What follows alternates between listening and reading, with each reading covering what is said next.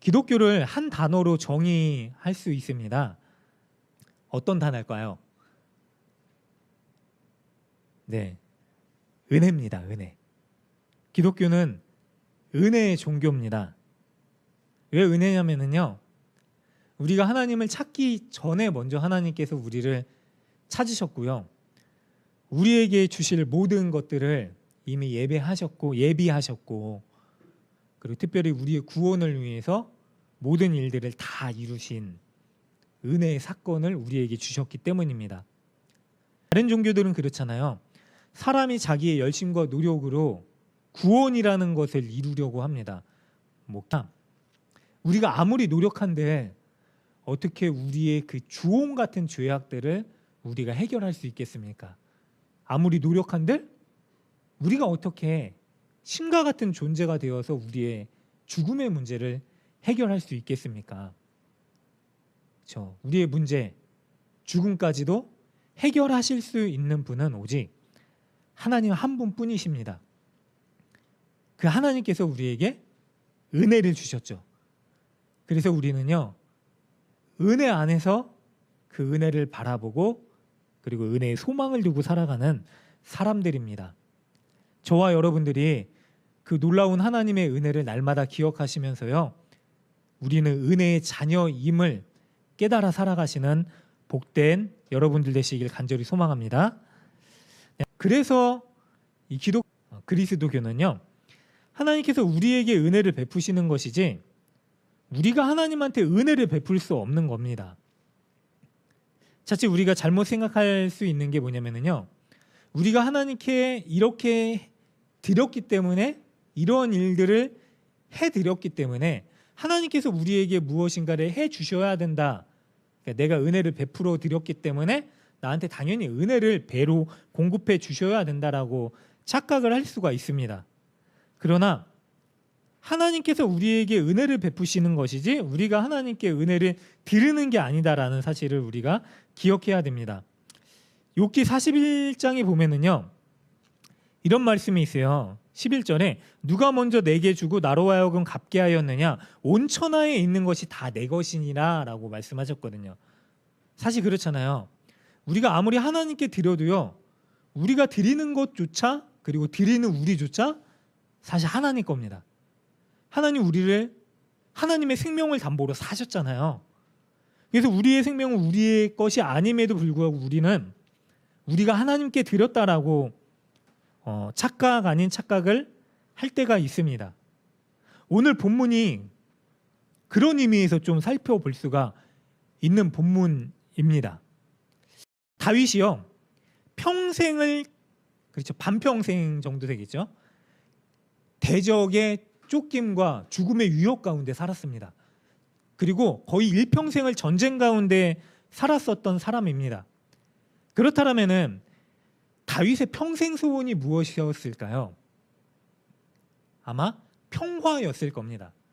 제가 날마다 전쟁을 치러야 되는 그 극심한 피로와 공포 속에 살아가는 사람이에요. 이것 좀 그만하고 싶다라고 하는 마음이 왜 없었겠습니까? 근데 하나님께서요, 오늘 이 7장 1절에 보니까요, 사방의 대적들을 다 물리치시고 다윗과 그의 나라에 평안을 주셨다라고 말씀을 하세요. 그런데 그 평화를 얻고 제일 먼저 생각한 게 있는데 뭐냐면은, 가만히 보니까 하나님의 언약궤가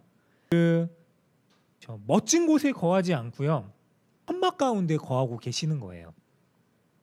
그래서 다윗이요, 이래서는 안 되겠다. 그래서 2절에 보니까 나 백향목 궁에 살거늘 하나님의 궤는 휘장 가운데 있도다라고 얘기를 합니다. 그래서 내가 하나님 앞에 성전을 건축해야겠다라고 얘기를 하죠.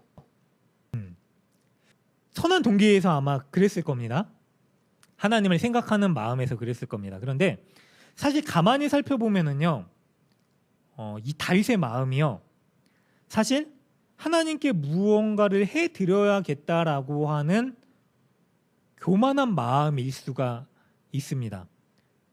왜 그러냐면요, 다윗이 비교를 해요. 자, 나는 백향목 궁전에서 거하는 편안함을 누리고 있다. 그러니까 나는 괜찮다. 근데 하나님은 천막에서 거하시는 분이다. 그러니까 좀 불쌍하다. 그러니까 나는 고로 백향목 궁전에 거하는 나는 하나님보다 좀 더 괜찮을 수 있고, 그리고 하나님께 뭔가를 해드릴 수 있는 사람이다. 왕이잖아요. 평안을 얻었습니다. 이제 전 궁전을 지었어요. 그리고 많은 것들을 누리게 됐습니다. 그러니까 눈에 들어온 게 하나님께서 거하시는 곳을 보니까 하나님께서 불쌍한 모습으로 비춰졌던 것 같아요. 근데 과연 그럴까요? 하나님께서 천막 가운데 거하신다라고 해서 하나님께서 모자람이 있거나 우리의 도움을 필요로 하시는 분일까요? 근데 하나님께서요, 이런 다윗의 호의를 거절하십니다.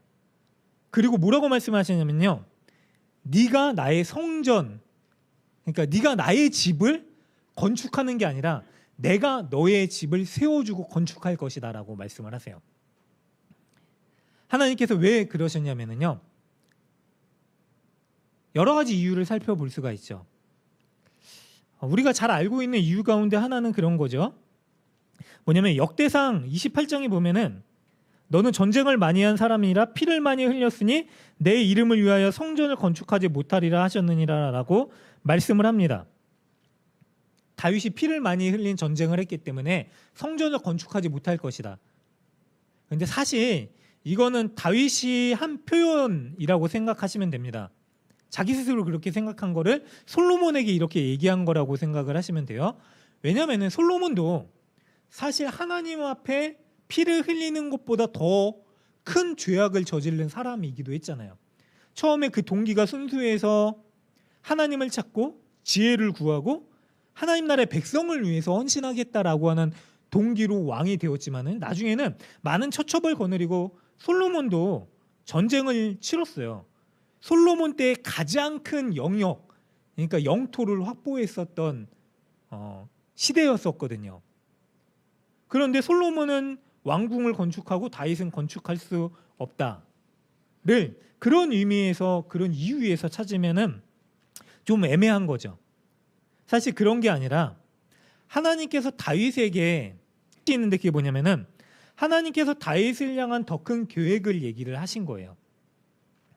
다윗은요, 하나님을 동정하는 것 같은 그런 마음으로 하나님의 집을 지어주겠다라고 한 표현이 나오죠. 물론 동기는 선했을 수 있습니다.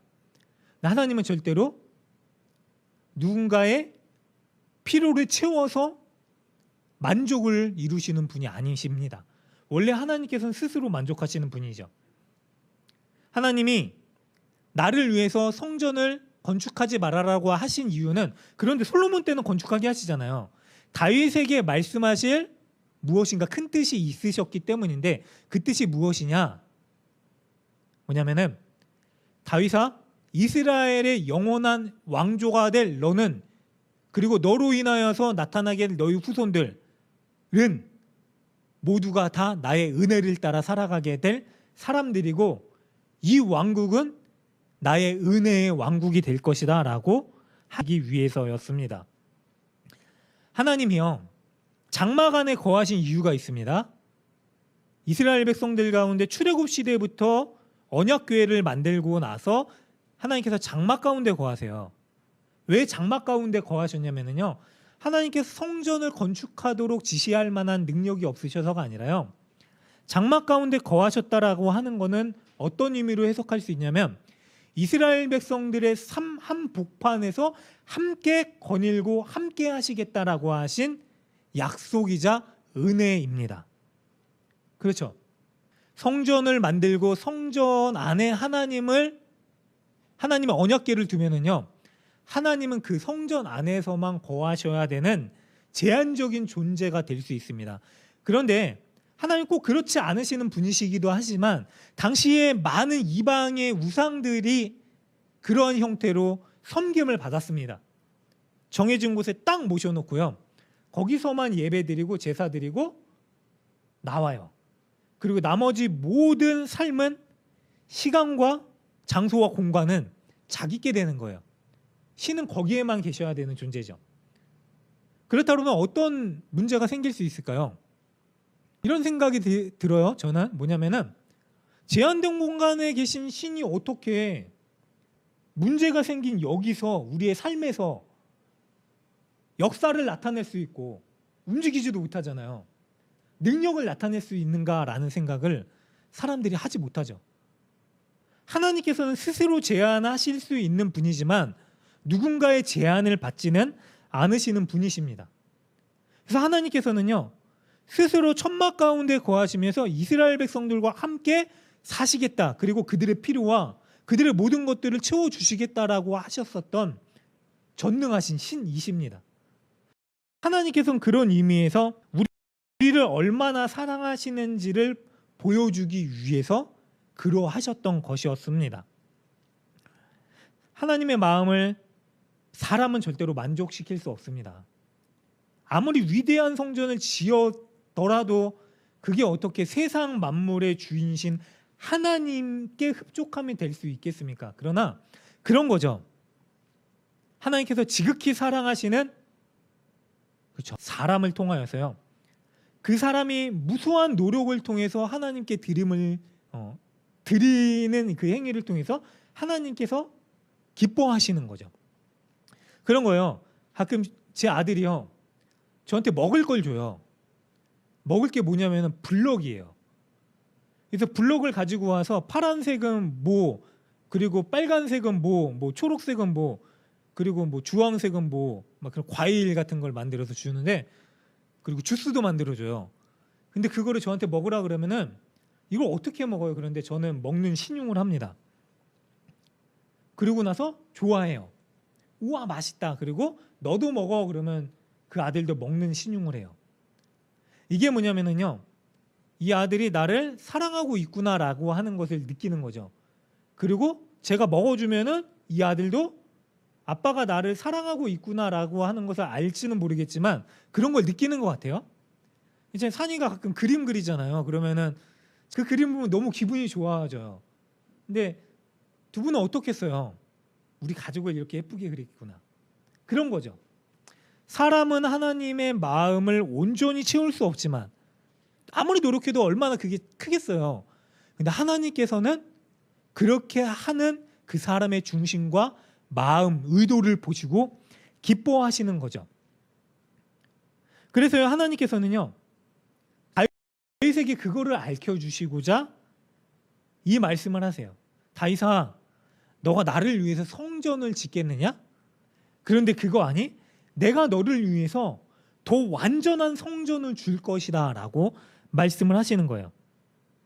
이게 하나님의 사랑의 표현입니다.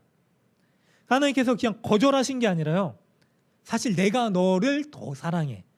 그래서 내가 너에게 이렇게 위대하고 완전한 성전을 줄 거야. 그 집을 만들어 줄 거야.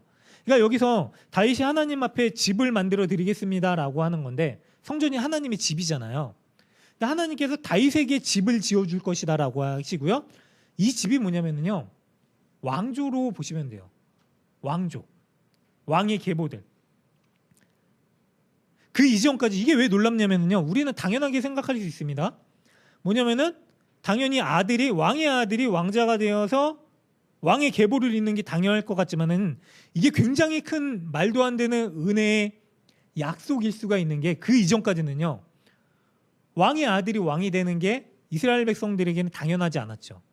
사사시대에는요, 하나님께서 세우신, 그때마다 세우신 사람들을 왕과 같은 하나님의 대리자로 세우셨어요. 다 달라요. 사울은요, 하나님께서 약속하셨지만, 너의 나라가 길리라라고 하셨지만 순종하지 않는, 불순종했기 때문에 그의 나라가 결국에는 망하게 됐죠. 그 전까지 이런 일이 없었던 거예요. 그런데 하나님께서 다윗을 통해서요, 하나님의 왕조를 만들어 가시겠다라고 하는 말도 안 되는 약속을 주세요. 이게 나중에 우리가 잘 알고 있듯이 하나님의 아들이신 예수 그리스도께서 다윗의 계보를 통해서 이 땅 가운데 오신 사건을 통해서 성취가 되죠. 그리고 예수를 통해서요, 하나님께서 우리를 얼마나 사랑하시는지를 다윗은 작은 마음으로 하나님께 집을 지어드리겠다라고 했지만 하나님께서는 말도 안 되는 사랑으로 우리를 얼마나 사랑하시는지를 보여주는 사건을 이루시죠. 요한복음 1장 14절에 이런 말씀이 있습니다. 말씀이 육신이 되어 우리 가운데 거하심에 우리가 그의 영광을 보니 아버지의 독생자의 영광이요 은혜와 진리가 충만하더라. 말씀이 육신 가운데 거하셨대요. 예수님이에요. 예수 그리스도. 그런데 이 예수 그리스도께서 우리 가운데 거하신대요. 예전에도 한번 설교 가운데 말씀드렸던 적이 있는데 우리 가운데 거하시다라고 하는 이 뜻이 뭐냐면요, 장막을 치고 함께 하시다라고 하는 표현이에요. 장막이 집이잖아요. 그러니까 다윗은요, 장막 가운데 거하시는 하나님을 위해서 자기가 적은 마음으로 하나님을 위해서라고 하는 명목으로 집을 만들어 드릴게요라고 했지만, 하나님께서는요 다윗이 상상할 수도 없는 놀라운 은혜를 이미 예비하시고요, 그 다윗의 적은 마음을 받으시고요, 다윗에게 영원한 집을 내가 너에게 줄게. 그리고 더 상상할 수 없는 놀라운 방법, 하나님이신 그분께서 다윗의 후손으로 오셔서 모든 인류 가운데 함께 거하고 계시겠다라고 하신, 하나님이 우리와 함께하고 계시다라고 하는 임마누엘의 약속을 성취하신 것이죠. 여러분 좀 놀랍지 않으세요? 소름 돋지 않으세요? 생각해 보세요. 우리는 때로는 하나님한테 우리의 것을 드리면서요 생색내요. 그렇잖아요. 하나님 제가 이거 드릴게요. 하나님 좋으시죠? 사실 제가 그런 경험이 몇 번 있거든요. 저도 생색냈었어요. 직장 생활할 때 청년이었거든요. 뭐 결혼한 지 얼마 안 됐으니까 그때 당연히 청년이었겠죠. 근데 교회에서 필요한 모든 것들 제가 해야겠다라고 하는 욕심이 있었어요.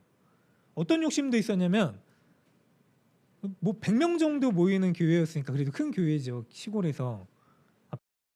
거기서 제가 11조 1등을 하고 싶었어요. 근데 물론 말도 안 되죠. 직장 생활에서 아무리 연봉이 높아봤자 어떻게 11조 1등 하겠어요. 근데 제가 사실 거기서 이제 막 컴퓨터 작업이나 이런 것도 도와드렸었는데 헌금 개수를 본 거예요. 근데 제가 10위 안에 드는 거예요. 그래서 욕심이 나는 거예요. 제가 하나님한테 더 헌신해야겠다, 막 그런 거 있잖아요. 교회에 필요한 것들 생기면은 신디사이저를 어느 날 누가 들고 갔어요. 비싼 거니까 팔라고 도둑분이 왔다 가셨나 봐요. 그래서 제가 할게요. 그래서 막 낙원상가 가가지고 비싼 거 갖다 놓고, 그러면서 드는 마음이 뭐냐면요, 저거 내가 한 건데 사람들이 알아주기를 원하는 마음. 근데 다윗에게 그런 마음이 없었을까요? 당시 이방인들은요 대부분 다 그랬어요. 왕권과 그 제사권이 다 가지고 있었어요. 그래서 왕궁 안에 우상을 섬겼었던 신전들이 있었어요. 근데 다윗의 왕궁을 굉장히 지었어요. 이게 뭐라고 그러죠? 백향목으로 짓고 엄청난 그런 멋지게 지었단 말이에요. 근데 그 안에 천막이 있어요. 근데 다른 나라들을 보면은 왕궁도 화려하고 신전도 엄청나게 화려하잖아요. 근데 사실 이거는 뭐 제 생각일 수 있어요. 왜 다윗한테 그런 마음이 없었을까? 나도 저런 우리 왕궁 안에, 아니면 하나님의 신전을 멋지게 지어야겠다, 자랑하고 싶다. 다윗이요 예루살렘에서 이제 수도로 삼아서 왕권을 시작해요. 왕조가 시작돼요. 그런데 사실 이때까지만 해도요 완전한 12지파의 공고한 왕이 아니었습니다. 다윗의 왕권의 시작은요 유다 지파만 시작됐던 거예요, 예루살렘에서. 근데 나중에 나머지 11지파가 다윗에게 얘기를 하죠. 우리 함께 합시다. 이제 하나님이 당신이 세우셨음을 인정합니다. 그렇게 왕조가 시작됐는데, 왕권을 공고히 하기 위해서는 힘도 중요하지만 이스라엘 백성들의 특징처럼 하나님께서 함께 하시는 상징이 중요한 거예요. 그게 뭐죠? 성전이에요.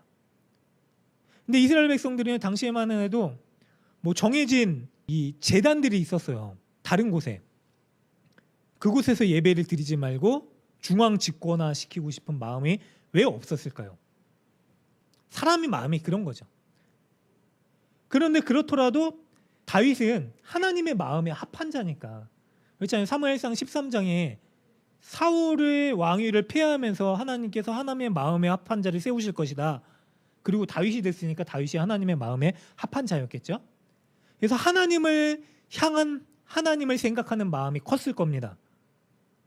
근데 그 작은 마음조차도 하나님께서는 받으셨어요. 이유야 어떻든 하나님을 위해서 내가 하나님의 집을 건축하겠습니다라고 하는 마음을 받으셨죠. 그런데 하나님께서는요, 그것을 거절하는 듯 했지만 그러나 더 큰 은혜를 예비하고 계셨던 것이죠. 뭐냐면 나는 너의 하나님이고 너는 나의 은혜로 지금까지 살아왔고 왕이 됐고, 제가 양치는 목자였었잖아요. 우리가 읽은 본문에 그대로 나와요. 뭐라고 나오냐면요, 하나님께서 내 백성 이스라엘의 주권자를 삼고 8절에 너를 곧 양을 따르는 데서 데려다가 내 백성 이스라엘의 주권자로 삼고, 그 9절에 내가 가는 모든 곳에서 내가 너와 함께 있어 내 모든 원수를 내 앞에서 멸하였은즉 땅 위에 위대한 자의 이름같이 내 이름을 위대하게 만들어 주리라. 다시 한 게 없거든 사실. 근데 하나님께서 놀랍도록 부어주시는 이 은혜를 주시겠다라고 약속하셨던 거예요. 다윗의 마음의 중심을 보시고. 사랑하는 여러분들, 오늘 우리의 마음이 그러길 원합니다. 동기야 어땠든 그럼에도 불구하고 하나님을 향한 우리의 작은 마음이라도 하나님께 온전히 드렸을 때요, 하나님께서요 그것을 받으시고 우리 가운데 주실 것은요, 다윗에게 주셨던 것들만큼 우리가 다윗보다 덜한 게 아니에요. 사실 우리는 다윗이 경험할 수 없는 더 큰 놀라운 은혜를 받았잖아요. 뭐죠? 예수님께서 세상 가운데 오셔 우리를 위하여 이루신 그 놀라운 사건을 알잖아요. 다윗보다 더 큰 은혜를 받은 사람들이에요 사실. 그럼 우리가요, 그래 우리의 마음의 중심을 하나님께 온전히 드렸을 때 하나님께서 다윗보다 더 큰 은혜를 부어주시는 그 놀라운 기쁨을 경험하시는 저와 여러분들 되시기를 간절히 소망합니다. 하나님 분명히 예비하시고 약속하고 계시거든요. 분명히 주고자 하시는 분이거든요. 그게 하나님의 사랑의 표현이에요. 내가 너를 더 사랑한다. 그래서 우리는 하나님께서 우리를 얼마나 사랑하시는지를 분명하게 기억하고 깨달아야 됩니다. 하나님께서 받으셔야 될 합당한 영광을 버리고 이 땅 가운데 오신 그분을 통해서 우리에게 잘 알려주셨기 때문입니다. 다윗이요, 하나님의 거절에도 불구하고, 어떻게 보면 거절이죠. 너가 지는 게 아니라 내가 질 거다. 어떤 반응을 보이냐면요, 그동안 하나님께서 지켜주신 세세한 은혜를 알려주시잖아요 다윗에게. 그리고 하나님께서 어떠한 분이신지를 깨달은 것 같습니다. 7장 18절에 같이 한번 읽어볼까요? 하나 둘 셋. 다윗 왕이 여호와 앞에 들어가 앉아 이르되 주 여호와여 나는 누구이오며 내 집은 무엇이기에 나를 여기까지 이르게 하셨나이까. 아멘. 거절감이 제일 큰 상처잖아요. 누군가한테 거절당할 때 제일 많이 분노하잖아요. 특별히 사랑하는 사람한테 거절당하는 그 거절감 너무나 우리 가슴을 찢죠. 그렇잖아요. 그래서 마음을 찢고 정말로 막 실망하고 하나님을 떠날 수도 있는 상황이 될 수 있습니다. 우리가 그런 거절감을 언제 느끼죠? 우리가 하나님 앞에 드리면서 하나님 앞에 간구하는 제목이 우리 가운데 이루어지지 않았을 때, 왜 하나님 듣지 않으신다, 하나님 왜 응답하지 않으시지, 거절당한 건가? 라고 할 때 많은 사람들이 하나님을 떠나는 그릇된 선택을 경험하기도 합니다. 근데 사실 그게 아니거든요. 하나님께서 기다리라고 하신 이유는 우리가 지난주에 살펴봤듯이요, 하나님께서 더 크고 놀라운 것들을 우리에게 예비해 주시기 위한 기다림의 시간입니다. 사실 하나님의 거절이 더 큰 복입니다. 왜 하나님의 거절이 더 큰 복이었을까요? 당시 시대 상황을 다시 또 말씀드리냐면요, 열왕기상 9장에 보면 이런 내용들이 나와요. 솔로몬이 성전 건축을 하잖아요 결국에는. 근데 재정적인 위기에 봉착해요. 그래가지고 어떤 일들을 하냐면요, 채무를 청산하기 위해서요, 두로왕 히람에게 성읍 20개를 양도해요. 팔아요. 그리고 그 돈으로 성전을 짓는 돈을 메꿔요. 근데 만약 다윗이 그 성전을 무리해 건축한 거예요. 이 내용들을 보면은요, 나중에 다윗이 하나님의 거절에도 불구하고 어마어마한 그 금을 이렇게 준비를 해요. 얼마나 많은 돈이냐면요, 금해상 22장에 보면은 금 10만 달란트와 은 100만 달란트래요. 그리고 녹과철 그 무게도 다를 수 없을 만큼 힘이 많이 준비했대요. 그러니까 솔로몬 때 이거 이렇게 많이 있는데도 불구하고 들어간 거예요, 돈이. 상상이 안 가세요? 자, 금 10만 달란트면은 그러니까 300만 년 연봉이래요, 한 사람에. 300만 년 연봉. 그거 얼마 계산이 되세요? 나중에 예배 끝나고 한번 계산기를 두들겨 보세요. 300만 년 연봉, 그냥 그렇게. 근데 왕이니까 당연히 그렇게 할 수 있죠라고 생각할 수 있지만은요, 성경에 뭐라고 얘기를 하냐면은요, 그렇잖아요. 역대상 22장에 내가 환난 중에 여호와의 성전을 위하여, 환난 중 고통 중에 이 모든 것들을 준비했다. 내가 성전을 짓고 싶었는데 하나님의 거절감에도 불구하고 하나님 앞에 가서요, 하나님 앞에 나아갔어요. 엎드려 기도한 거예요. 뭐라고 기도했을까요? 하나님께서 아니라고 하셔도 저는 그래도 하나님 믿습니다. 감사합니다. 이 마음의 중심이 있었던 거죠. 이 마음의 중심을 가지고 다윗이요, 끝까지 포기하지 않고 준비를 해요. 하나님, 제가 제 손으로 짓지 않아도 그러면 하나님을 위해서 쓰임받고 싶습니다라고 하는 거죠. 하나님께 쓰임받은 사람들이 어떤 사람들일까요? 하나님께서 하시겠다라고 하잖아요.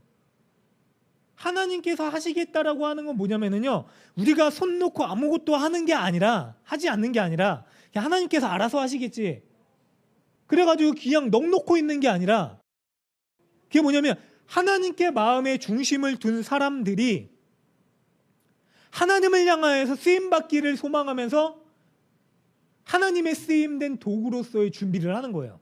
이 방법대로는 하나님의 원함이 아니었기 때문에 하나님께서 아니라고 하셨지만, 그러나 마음에 하나님께 쓰임받고자 하는 사모함이 있어서 하나님의 마음에 합당한 그 때가 될 때까지 준비하는 거죠. 어떻게 해요? 고통스럽게. 내가 원하는 대로가 아니라 하나님의 마음에 합당한 대로 쓰임받기 위해서 준비하는 거죠. 10만 달란트를 준비했대요. 아니, 말도 안 되는 거를 한 거죠. 네? 그래요? 계산하셨네요. 150조? 근데 뭐 얼마인지 몰라요. 그런데 하나님께서요, 다윗에게 성전을 건축하지 아니하게 하신 이유가 그거예요. 왕권도 공고하지 않았는데 백성들에게 가혹한 노동이 될 수 있어요. 보세요, 하나님의 때가 얼마나 말도 안 되냐면요, 하나님께서 하나님의 약속을 어쨌든 이루어 가십니다. 다윗에게 약속하신 걸 이루어 가시는데 꼭 다윗이 아니더라도요, 다윗이 그걸 준비해요. 솔로몬 때에 하나님께서 솔로몬의 왕국을 어떻게 하셨냐면요, 이스라엘의 왕국 중에 모든 왕조들 가운데서 가장 부하고 강성한 왕조가 되게 하셨죠. 처음 솔로몬의 그 믿음의 동기로 인하여서요. 가장 부하게 하시고요, 그래서 가장 감당할 만한 솔로몬의 왕조를 통해서요, 하나님께서 하나님의 집을 짓는 거를 허락하세요. 하나님의 말도 안 되는 역사고 섭리죠. 그리고 그 왕조가 끊임없이 이어집니다. 어떻게 이어지죠? 자, 나라가 결국에는 갈려지게 돼요. 솔로몬이 나중에 실수하잖아요. 하나님을 의지하는 게 아니라 이방 왕조들을 의지해서 정략 결혼을 합니다. 근데 막 1000명이 넘는 후궁들을 데리고 온 거예요. 후궁을 데리고 온다라는 거는 뭐냐면요, 그들이 믿는 신도 데리고 온 거예요. 그리고 그들이 믿는 신도 그의 나라 안에, 그의 성 안에 신상을 만들도록 허락합니다. 신전을 지은 거죠. 결국 나라가 그 다음 때에 나누어지게 되고, 북이스라엘은 어떻게 아수르에 의해서 멸망하고, 그리고 결국 유다도 좀 더 한 200년 정도 더 길게 가기는 했지만 주전 568년경에 결국에는 바벨론에 의해서 멸망합니다. 그럼 하나님께서 다윗에게 약속하신 이 약속은 어떻게 되는가? 나라가 멸망했잖아요. 왕조가 계속될 것이다 라고 하셨는데 너의 왕조가 영원할 것이다. 볼까요? 13절에 같이 읽겠습니다. 하나 둘 셋. 그는 내 이름을 위하여 집을 건축할 것이요 나는 그의 나라 왕위를 영원히 견고하게 하리라 라고 말씀하세요. 솔로몬이 결국에는 집을 건축했지만 솔로몬 때문에 그의 왕조가 무너지게 되고 나라가 갈려지게 되고, 근데 하나님께서요 사람의 실수를 그냥 실수대로 받아서 그 왕조를 멸하지 아니하시고 12절에 힌트가 있는데 12절 뒷부분에 내 씨를 내 뒤에 세워서 그의 나라를 영원히 견고하게 하리라. 하나님의 약속의 씨이신 예수 그리스도를 그의 혈통 다윗의 혈통을 통해서 보내주셔서요 영원히 하나님의 나라가 이 땅 가운데 임하도록 하나님께서 놀라운 역사를 이루어 가셨죠. 사람이 세운 왕조는요 무너질 수밖에 없습니다. 이스라엘을 무너뜨렸었던 아수르도 그랬고요 바벨론 왕국도 그랬습니다. 예수님 시대의 로마 제국도요 가장 강성한 왕조 같았지만은요 결국엔 무너졌습니다. 지금 이 시대에 패권을 앞두고 다투고 있는 미국과 중국, 그리고 패권을 가지겠다라고 전쟁을 일으킨 러시아, 유럽 연합도 마찬가지입니다. 그 나라들도요 영원할 것 같지만 생긴 지 얼마 안 됐고 그리고 곧 무너질 겁니다. 그러나 하나님께서는요 하나님의 영원한 나라를 우리 가운데 세우실 것입니다. 주의 나라만 영원한 나라가 될 것입니다. 바로 메시아 예수 그리스도의 왕국, 하나님의 나라죠. 이 하나님의 나라가 어떻게 세워지느냐? 하나님께서 자녀 삼아 주신 하나님의 자녀들을 통해서 하나님께서 하나님의 나라를 이루어 가십니다. 그런 의미에서요 성경을 보면은요 자 14절입니다. 같이 읽겠습니다. 나는 그에게 아버지가 되고 그는 내 아들이 되리니 그가 만일 죄를 범하면 내가 사람의 매와 인생의 채찍으로 징계하려니와. 15절 다시 한번 읽어볼게요. 내가 내 앞에서 물러나게 한 사울에게서 내 은총을 빼앗은 것처럼은 그에게서 빼앗지 아니하리라. 하나님께서 다윗의 아버지가 되어 주시겠다라고 하신 약속이에요. 그런데 또 놀라운 것은요 뭐라고 말씀을 하시냐면요 14절에 보면 나는 하나님이에요 그에게 아버지가 되고, 이 그는요 다윗의 후손이에요. 다윗의 후손의 아버지가 되고 그는 내 아들이 되리라 라고 말씀을 하세요. 다윗의 후손들이 왕으로 생각할 수도 있지만은요 결국 그의 후손인 예수 그리스도이고요. 여기서 중요한 게 있습니다. 예수님이 세상 가운데 오셔서요 하나님의 양자가 될 수 있는, 그러니까 혈통으로서의 왕이 아니라요 하나님께서 자녀 삼아 주신 하나님의 자녀인 거예요. 그 하나님의 자녀를 어떻게 말씀하셨냐면요 갈라디아서 3장 26절에 너희가 다 믿음으로 말미암아 그리스도 예수 안에서 하나님의 아들이 되었으니, 결국 뭐죠? 다윗의 후손으로 예수님을 보내주시고요 그 예수를 믿는 모든 자들이 하나님의 아들이 되어주셨으니, 그 하나님의 아들이 된 자들이요 아버지 하나님을 믿고 세상 가운데 아버지 하나님을 믿고 의지하는 것이 무엇인지를 보여주는 삶을 통해서요 하나님 나라를 이루어가죠. 그래서요 그런 하나님 나라는요 그렇잖아요. 나라는 멸망하고 다시 세워지고 세상에 무수히 많은 강성한 강대국이 있었지만 그러나 결국 그 나라들은 모두 다 무너지리라. 그러나 하나님의 나라, 주의 나라는 영원하리라 라고 하셨던 하나님의 약속을요 주를 믿고 그 믿음대로 살아가는 하나님의 자녀들을 통하여서 주의 나라가 영원하게끔 하시겠다라고 하신 약속을 이루십니다. 사랑하는 여러분들, 오늘 우리에게도요 그 놀라운 하나님의 은혜로 우리를 부르시고 초청하셨습니다. 이미 초청하셨어요. 그리고 우리는요 그 이름을 믿는 자로서 세상 가운데 어떻게 살아가느냐? 왕권을 가지고 살아가죠. 하나님 나라의 왕권, 하나님 나라의 왕조를 이루는 삶. 그래서 우리는요 우리가 누구인지를 절대로 잊을 수 없고 망각할 수 없는 사람들입니다. 우리의 일거수일투족과 우리가 살아가는 삶의 모든 것들, 우리가 사람을 대하고 우리가 하나님을 섬기는 모습들이요 곧 우리가 하나님을 섬기는 모습으로 세상 가운데 투영되기 때문입니다. 하나님의 자녀가 된다라는 거는요, 하나님의 유산을 가진 자로서 당당하게 살아가는 거잖아요. 물론 저는 물려받을 유산이 없기 때문에 유산을 받는다라고 하는 게, 우리 대부분 그렇죠. 유산이 뭔지 상속세라는 걸 한번 내보고 싶어요. 많다라고는 하는데 얼마나 되는지 뭐. 하나님께서 우리에게 유산을 주셨어요.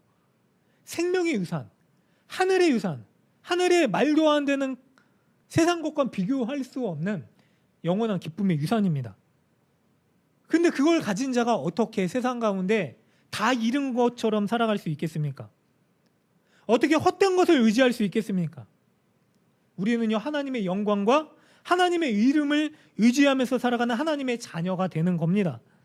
그래서 하나님의 이름을 의지하면서 살아가는 하나님의 사람들을 통해서요, 세상 가운데 하나님의 나라를 선포하는 거죠. 하나님의 자녀로 산다는 거는요, 하나님의 사랑과 하나님의 보호와 하나님의 공급과 하나님의 유산이 우리 가운데 있다. 눈에 보이지 않아도요, 그걸 붙들고 살아가는 겁니다. 그래서요, 세상에서 얻어지는 작은 것에 연연해 하지 않고, 큰 게 있으면 작은 거 포기하잖아요. 생각해 보세요. 우리 가운데 100억이 주어졌어요. 그럼 정말 좋아하는 친구가 나 지금 100만 원이 필요해. 그럼 그 정도 줄 수 있잖아요. 쓸 수 있잖아요. 100억을 주셨는데 작은 거에 연연하지 않고 줄 수 있는 거예요. 그러한 마음으로 살아가는 거죠. 그리고 더 큰 거는요, 하나님의 자녀가 되었다라고 하는 건 뭐냐면요, 하나님이 우리를 끝까지 책임지실 것이다 라고 하는 하나님의 사랑을 믿고 의지하며 살아가는 겁니다. 그리고 중요한 게 있습니다. 왜 하나님께서 그러면 다윗을 통해서 그런 말도 안 되는 구원의 언약을 하시고 이루시고 우리를 자녀 삼아 주시고 우리에게도 주시겠다라고 하셨는가? 우리를 너무나 사랑하신 그 하나님의 사랑에 우리가 반응하기를 원하는 거예요. 아까 말씀하셨듯이요, 우리가 어릴 때 그랬잖아요. 꽃을, 카네이션을 만들었어요. 근데 이게 카네이션인지 종이 뭉친지 모르잖아요, 사실. 근데 그걸 부모님한테 드리면은 부모님은 그거를 꽂고 다니시잖아요. 아, 너무 좋다. 그리고 자녀한테 기쁨을 나눠주세요. 아, 너무 좋다. 우리 자녀가, 우리가 그렇게 자랐어요. 그리고 자녀는 그거에 기쁨하면서 반응하면서 살아가는 거죠. 하나님의 사랑의 응답에 반응하도록 우리에게 이 약속을 주신 겁니다. 사랑하는 여러분들, 그래서 그게 하나님께서 가장 원하시는 거예요. 우리가 여러 가지 이유를 대면서 하나님께 이게 필요할 거야, 그래서 내가 해드릴게를 원하시는 게 아니라요, 그냥 하나님의 사랑에 응답하고 반응하는 것, 그게 하나님께서 하나님의 자녀인 우리에게 원하시는 우리의 삶입니다. 그래서 우리가 그렇게 하나님을 사랑하는 사람들이 되었으면 좋겠어요. 그렇게 하나님께 마음을 두는 사람이 됐으면 좋겠어요. 예수님이 그러셨잖아요. 어린 양 되어주셔서 모든 것을 아버지 하나님 앞에 자기의 뜻이 아니라 하나님 뜻대로 반응하며 우리를 구원하셨던 삶. 그 생명을 가진 우리가 우리의 모든 중심을 하나님께 내어드리고 그 하나님을 사랑하면서 사는 삶. 그렇게 살아가시는, 그렇게 하나님의 사랑으로 응답하는 저와 여러분들 되시기를 주님의 이름으로 축복합니다. 아멘.